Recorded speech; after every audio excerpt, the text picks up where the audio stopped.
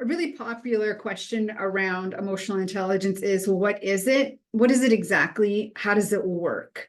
Because emotional intelligence is skill-based. However, when we really dive into what it is and how it works, you're going to hear quite a bit about balancing skills, ensuring that complementary skills work together. Because when skills are not balanced, that's when we notice some toxic behaviors. That's when we notice that we rub people the wrong way. And a very true part about our emotional intelligence is that very few of us have none of it, have zero skills in emotional intelligence. Many of us have sometimes even high proficient levels of emotional intelligence in certain areas, but in other areas we might be lacking. And it is this imbalance that creates an issue. So if we think about it as a beach ball, emotional intelligence, the 2.0 model, the EQI 2.0 model, has 5 realms, and in each realm there are 3 skills. So that makes 15 skills. So if we think of the outside panels of the beach ball as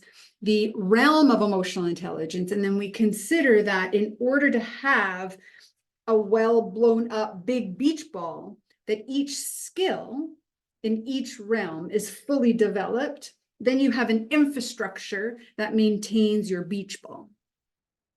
When we have unbalanced skills, what ends up happening is we have instances where certain emotions, certain circumstances, certain people might rub us the wrong way. And in that circumstance or in that emotion, we don't actually respond very well, or one of our skills is derailed because of our emotional state. And on a beach ball, we would call that a soft spot. So in emotional intelligence, it's the same thing.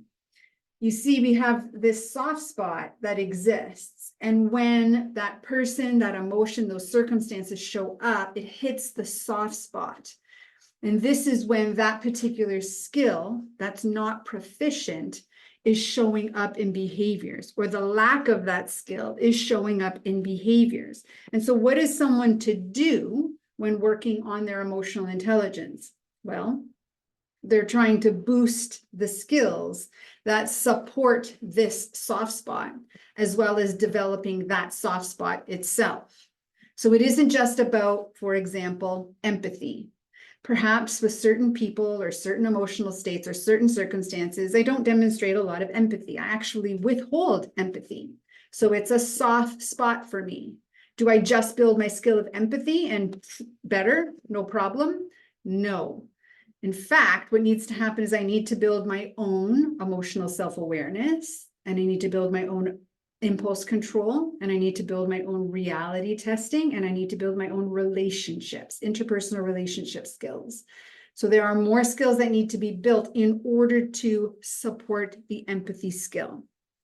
When you are self-assessing your own emotional intelligence, it's important to know what are the skills.